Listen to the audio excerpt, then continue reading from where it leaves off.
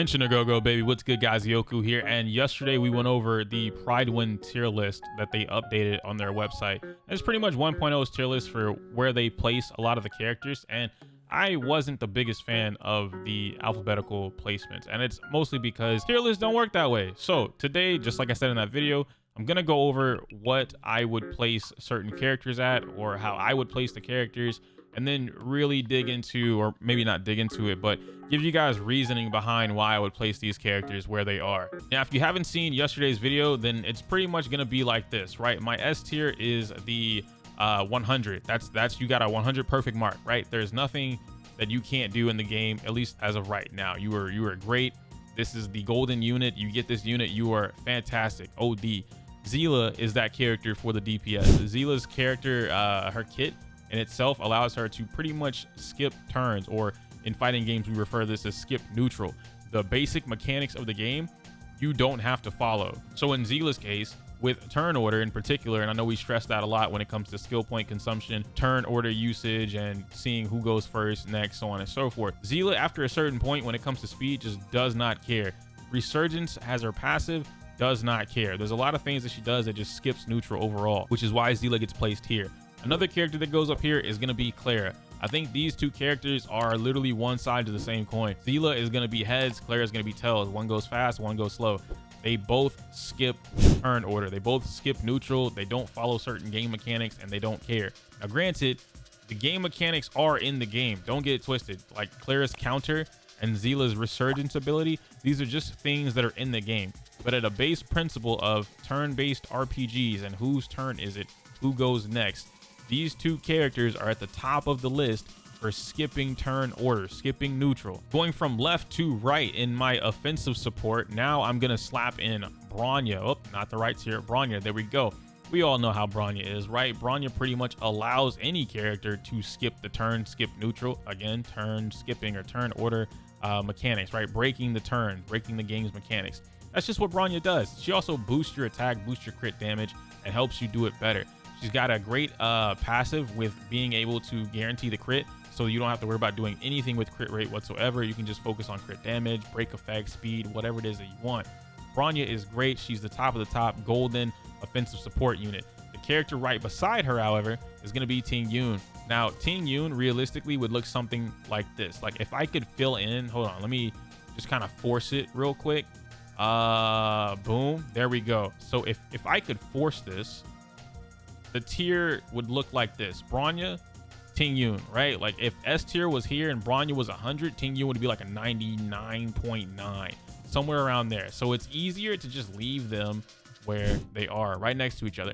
Ting Yun is not so far off that she can't compete or do helpful things just like Bronya. The thing about Ting Yun is that she's pretty much going to be a lesser version of Bronya, but realistically, if I'm using both and then I have a hyper carry, as we call it, the Clara or the Zila, this is phenomenal. My team is done. All I need is my defensive support, whether that be a healer or a shielder, and I'm golden. Or I could split this and one team gets Bronya and another team gets Ting Yun.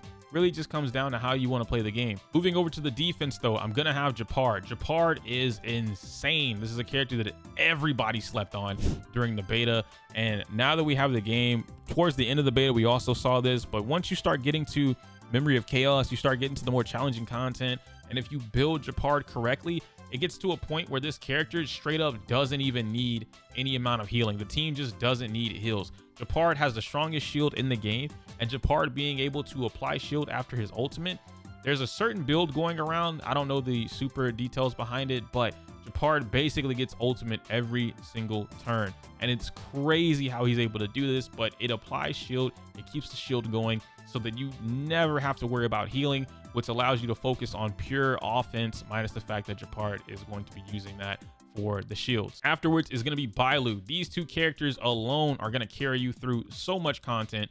Bailu giving you a self-res that nobody else in the game has right now is crazy, on top of the fact that her healing is actually outstanding. So you could pair these two together, you could separate them, doesn't really matter. Point being is that a shielder on one team and a healer on another team, they're the top of the top. These are your S tier units in the game.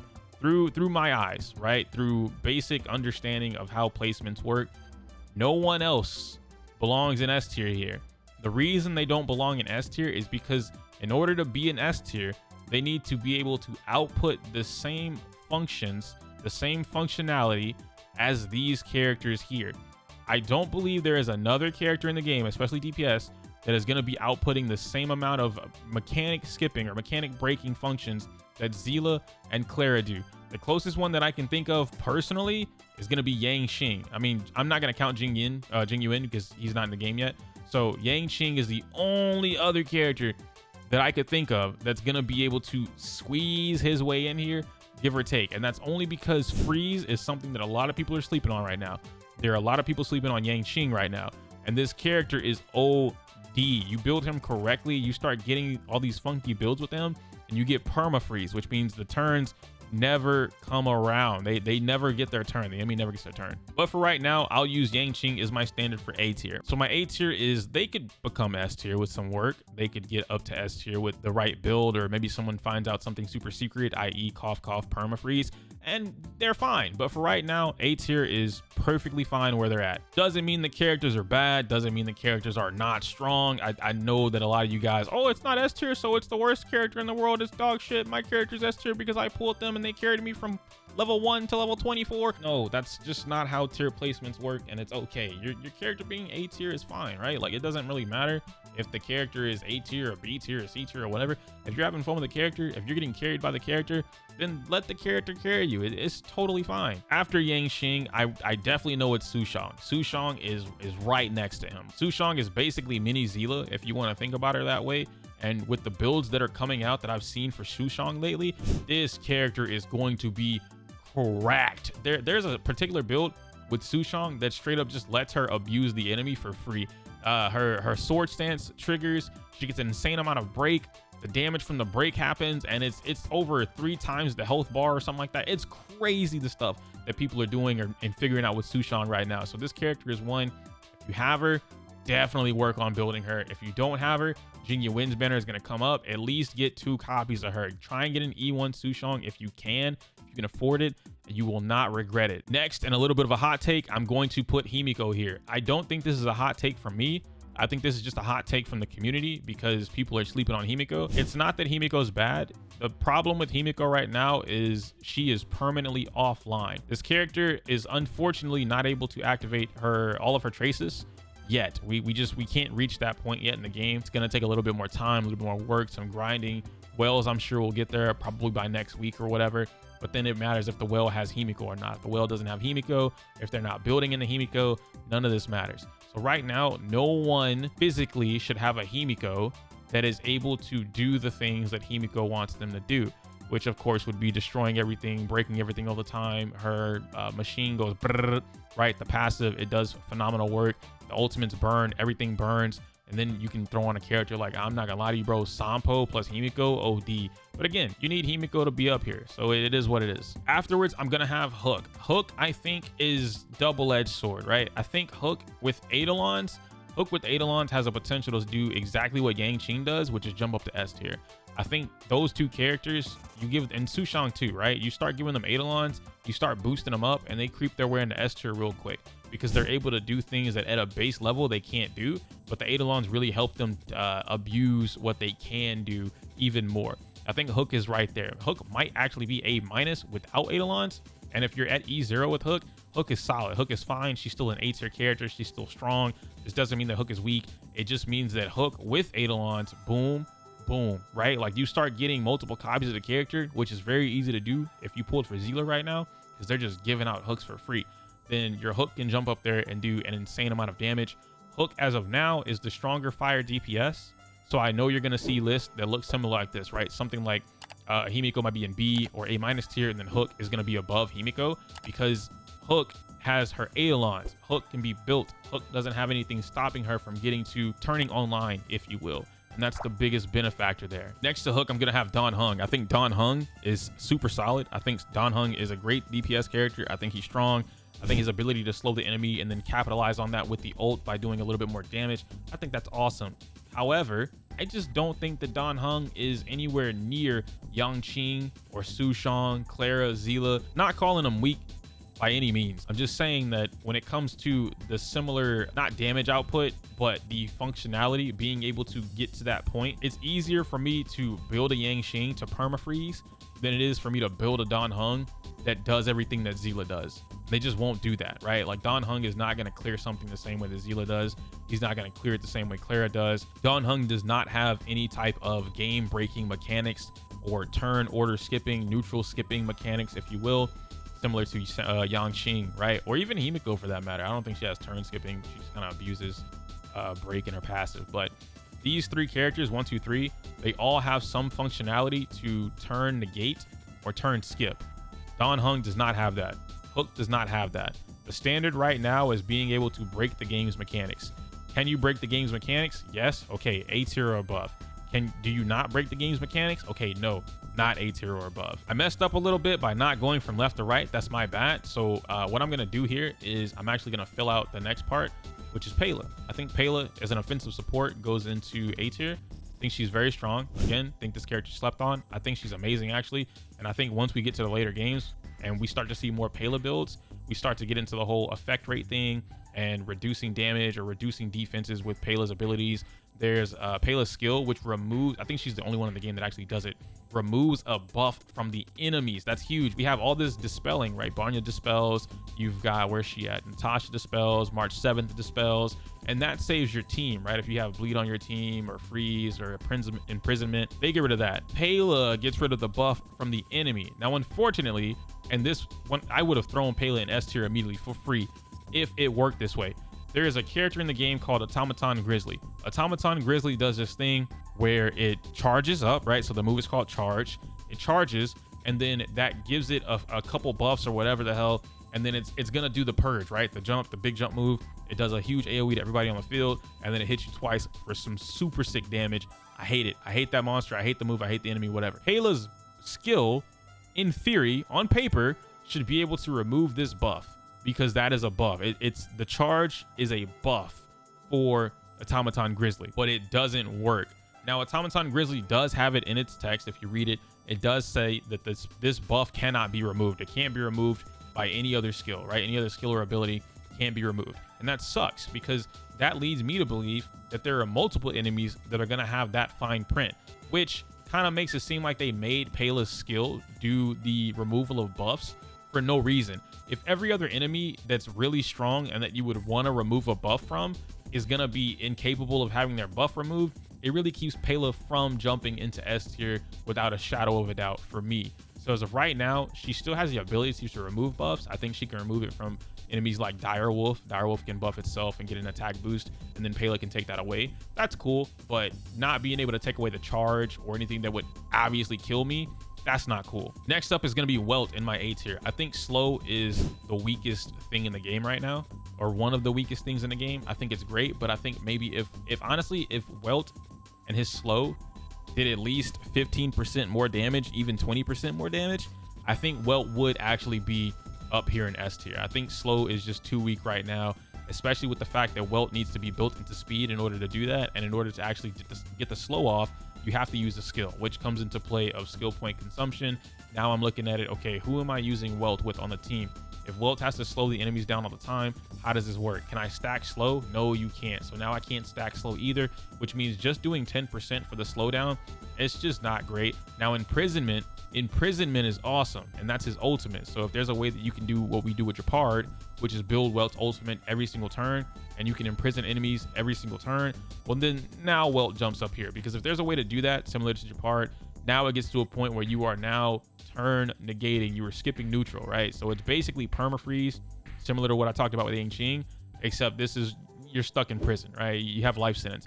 I like that. That's the, if someone ever comes up with that, we need to establish that that build is called life sentence. Like you are giving somebody a life sentence. If there's a perma imprisonment build, that is a life sentence build. All right, that's the name. I coined it. That's an EO coin. I want my props.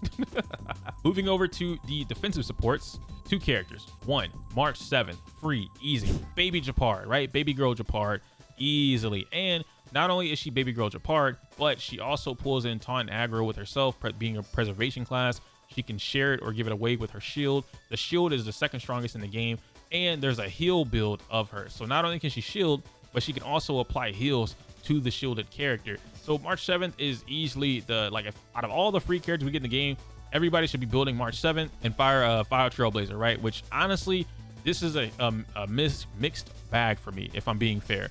I think Fire MC is kind of in S tier, but I also think he's in A tier. And the reason I think this is simply because it's kind of like little brother Japard, right? Like, this is little sister, this is little brother Japard. But Fire MC comes in clutch, being that it's a fire element, and there are certain situations or scenarios where I would rather Fire MC over Japard.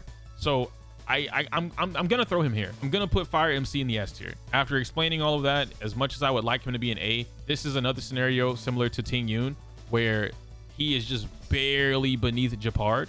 So I have to put him in S tier. If I did it for Ting Yun, I have to do it for Fire MC. So the other character going in A tier for my defensive supports, that's gonna be Natasha. Natasha's great. Similar to March 7th, they both dispel debuffs, just like I mentioned earlier, and she's going to give you heals. This is, well, I mean, she's bigger than Bailu, but baby sister Bailu, right? Like, whatever. Point being is that she's going to bring in the heals. The only thing keeping her away from S tier, in my opinion, is the fact that she can't overheal or do an absurd amount of heals. It doesn't bounce off of anyone, just like Bailu's does, so the multi-heal per turn.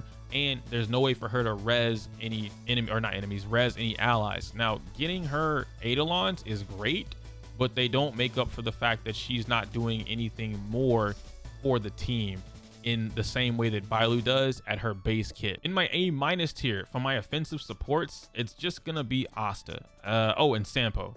Asta and Sampo, but we'll talk about Asta first. I think Asta's okay. I don't think she's great. I think people definitely overhyped Asta during the beta. I think her ability to boost your speed at a flat rate of 36 is phenomenal, because that comes in handy a lot more than if it was to boost it by 10% or whatever, because if you have a low number and you're boosting it by 10%, it's still low. But if I have a high number and then I add 36 to it, well, that could potentially make or break whether or not I break a speed tier, so that I get 2 or 3 extra turns per 1 turn cycle.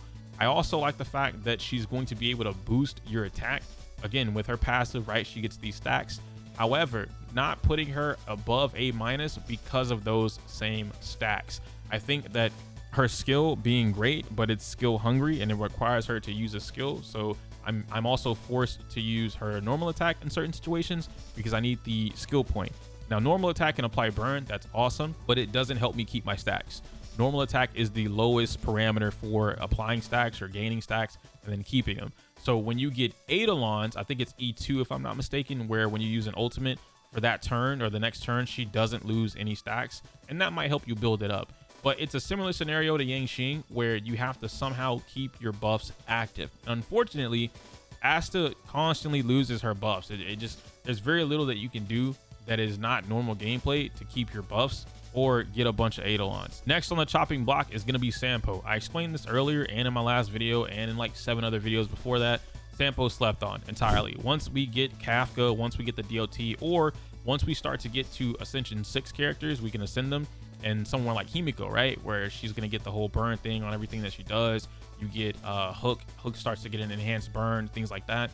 Then you can start giving Sampo a lot of time, right? Because Sampo, not only is he going to be able to help you by debuffing enemies, but he's also going to be able to let them apply more damage over time thanks to his skill. And so you combine something like that and you just create a really deadly scenario where instead of, I don't know, 5-6 turns to take someone out, the damage over time is so strong, plus Sampo, that you're starting to take them out as if you were doing normal damage. Now, this is all theory crafting in my opinion, or speculation. If I somehow see damage over time start to pop for like 10k, 12k, now we're cooking. And then if you can add Sampo onto the mix, it's even better. I forgot to put Xing Shi here in A-. I think this character is another character that I really want to experiment with, but I'm not gonna lie to you, I don't have the materials, I don't have the patience, I don't have the funds to build her over some of the other characters right now. If someone else has this, by all means, but from what I've seen, the character is literally a coin toss. You're either missing the lotto ticket, which puts you way down here, or you hit the lotto and it puts you way up here. So for that, she stays an A-. She's solid, she's good, she's gonna do what she needs to, but it's not until you hit the lotto that this character really starts to shine. I'm sure there are ways to force the lotto, but the problem is you can't force the lotto all the time, and that's where her playstyle comes into play. The last few slots, I'm just gonna bum rush. All right, I feel like I can explain them very quickly and you should be able to understand it. Herta is ass. I think Herta in farming plus Himiko, best farming team in the game. Outside of farming, Herta is just, she's not great. They nerfed her too much from CBT 2 to CBT 3 and they didn't change it. And they said, hey, she can't be one of the best characters in the game, especially when we give you 2 or 3 copies of her for free. So the nerf in a way was justifiable, but I think they did it too hard. Like they railed her way too hard. Next is going to be Arlen in my C tier, right? I mean, Arlen could be B tier. I've seen Arlen doing some damage. I think that being kind of like a baby Hu Tao is okay, but I don't think that he does enough. I think they also nerfed him a little too hard. It's a touchy thing. They either had to adjust his numbers in a way to where he was going to be broken, or they took it all away from him. Because if they left him where he was, he would have been in Xingxi territory, where he can either be an S tier or B tier. Or F tier, my bad. But for right now, he's going to go in B tier with Serval. Serval is in B tier because honestly, Serval just needs better multipliers. If she gets better multipliers, a little bit more damage, or maybe there's a light cone that comes out that significantly buffs her, cool. But as of right now, her multipliers, along with Arlen's, they're just too low. I can't put them above B tier. And the reason that a lot of people are using Serval is because she's free, and we also got her light cone for free. Last but not least is going to be the physical trailblazer. I think this character is also bad. I think it's good because it's free. That's what we're given. And, you know, most of us are forced to build it out because it's free to play, or that's the only physical character we have at the time. But I think looking at someone like Su Shang, looking at someone like Clara, the other destruction class units, I mean, Su Shang's not a destruction class, but still looking at the other destruction class and what they're capable of, looking at the other characters, the Hunt, the Erudition, and what they're capable of, I would be hard pressed to even bother wasting my time looking for a strong physical MC build. I know that video was long-winded, but hopefully you gained all of the insight that I have for a lot of these characters in as quick of a bite as I could make it. Thank you guys so much for the support you have been giving the videos lately, and I don't want this video or tier list to be taken in a way of like what I'm saying is definite. That's nowhere near the case. This is just my opinion based off my own experience, based off me talking with some other, how do I put this, more educated figures within the community as well, and talking to my own community in my Discord, watching streams, watching gameplay, and observing people play through Memories of Chaos or Forgotten Hall, Simulated Universe, and stuff like that. If you have a differing opinion, by all means, feel free to leave it in the comments down below. I love engagement. I love healthy discussion. I'm sure the rest of us will love that too. Like the video, comment, subscribe, join the Discord because we've been growing every day. I can't say my user outro because it's inappropriate for YouTube. Smell you later.